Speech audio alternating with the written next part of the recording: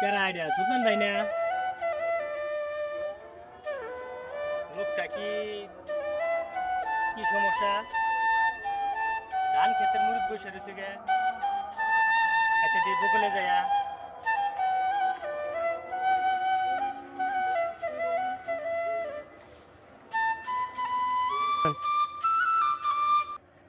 কেরা সুলতান ভাই আনে ধান ক্ষেতের বকলে কি করুন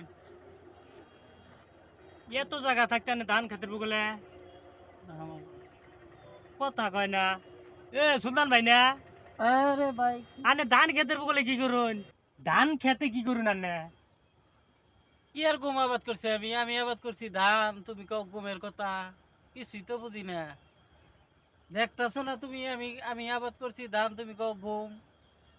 চোখে দেখো না তুমি ইনা তো ধানই আবার কয় গম তুমি যাও সে যাও যাও আমি এবার টেনশনে আছি আমি ধান কাটবো সেই টেনশন আছি তুমি খালি কও গমের আলাপ নাকি গম তুমি চোখে দেখো নাই না ধান খালি কও গম আমি তো কইতেছি যাও। ধানি আনে গুম কইতেছি ধানই কইতেছি আনে ধান